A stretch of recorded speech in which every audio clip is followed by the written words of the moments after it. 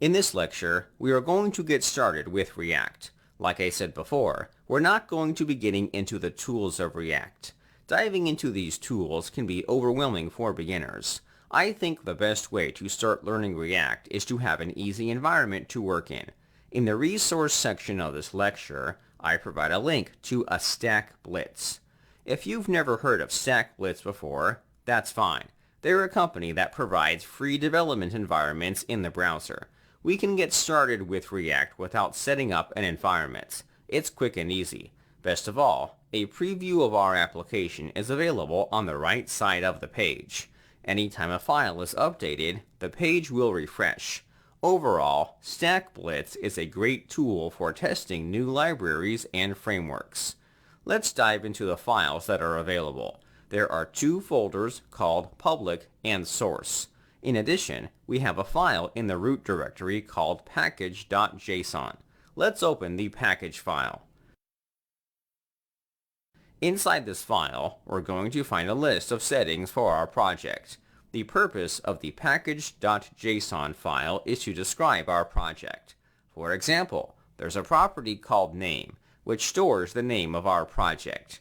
Up next, we have the version property. It's the current version of our project. This file is completely configurable. In the resource section of this lecture, I provide a link to a complete list of properties that can be added to a package file. Feel free to check out this page after finishing this lecture. Let's head back to our project. The most important properties are the dependencies and development dependencies properties. React comes in the form of a package. Packages are third-party libraries maintained by other developers. We can integrate them into our project by downloading them. The preferred method of downloading a package is by listing them inside the package.json file. Stack Blitz has been configured to download packages that have been listed in the package.json file. The question is, where are these packages hosted? In the resource section of this lecture, I provide a link to a site called NPM. NPM is considered the official site for uploading and downloading packages from other developers. There are thousands of packages available. You can download a package for generating a password, creating servers, etc. The JavaScript community has one of the best package ecosystems in the world. Best of all, most packages are completely free. The React team has uploaded React to the NPM registry. Let's head back to our file. Inside the dependencies object, packages can be added by listing their name as the property name.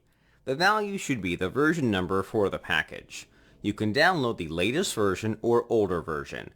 In our case, we're working with version 18. There's another package called React DOM. React is not a single library. There are dozens of other packages that can extend the React library. We'll explore the differences in another lecture. There's another list of dependencies called dev dependencies. In some cases, you may download packages to help you with development. They may not be packages that you would include with your application for production. You can specify development dependencies by adding them to this object. Lastly, we are going to ignore the scripts property. This property is important, but it will not be relevant until the end of this section.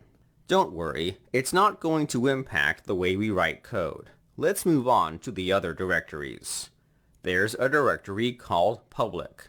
This directory will contain the HTML file that gets loaded on the page. If you were to open this file, you might be surprised. The contents of this file do not match the contents of the document. Believe it or not, the contents of the page have been generated with React. More on that later. The next directory is called source. Throughout your career as a developer, you're going to encounter this directory in most projects. It's considered standard practice to have a folder called source for hosting your application's code. This way, our application code is separate from the configuration code, like the package.json file. There are three files called app.js, index.js, and style.css. We can safely ignore the app.js and style.css files.